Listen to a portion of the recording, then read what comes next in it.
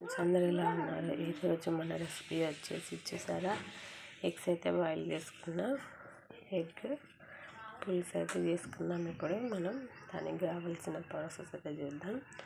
ముందైతే stove on చేసుకుందాం. చూడండి, ముందైతే స్టవ్ ఆన్ చేసుకుందాం.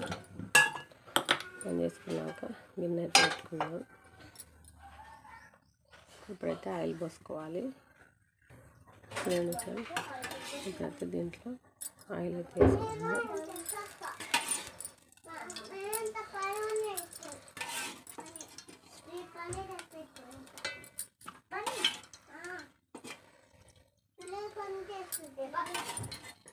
ఆయిల్ అయితే వేడవ్వాలి.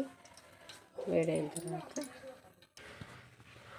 చూడండి, ఆనియన్ అయితే కట్ చేసి పెట్టుకున్న చిన్న చిన్న ముక్కలుగా, ఒక 2-3 పచ్చిమిరపకాయలు కట్ చేసిన.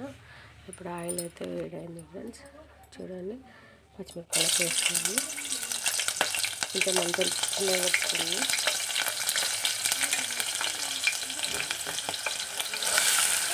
నేనైతే వేసుకోవాలి.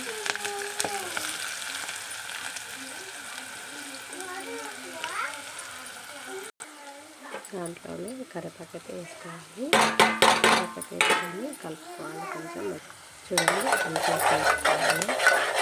ఉల్లిగడ్డ సరిపోతుంది. ఇప్పుడైతే కొద్దిగా ఇప్పుడైతే చూద్దాం.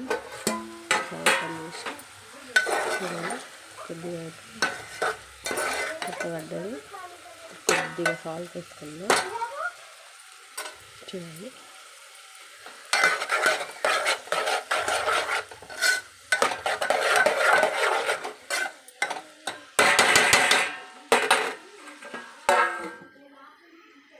ఒకసారి అయితే వేసి చూద్దాం.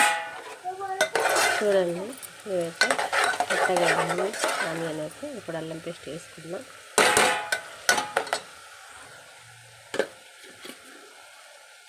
కొద్దిగా అల్లం పేస్ట్ వేసుకుందాం, కలుపుకోవాలి.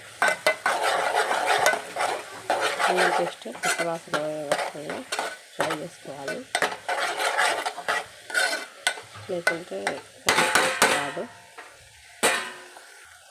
దీంట్లోనే కొద్దిగా పసుపు వేసుకోవాలి.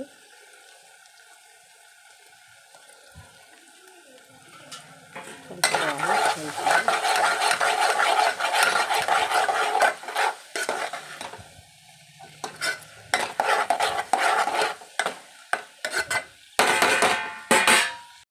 ఇదైతే ఉడికిపోయింది ఫ్రెండ్స్. చూడండి,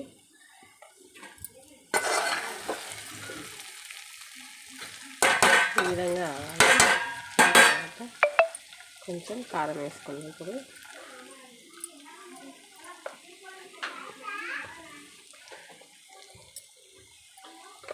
కొద్దిగా ఉప్పు వేసుకోవాలి, కలుపుకోవాలి.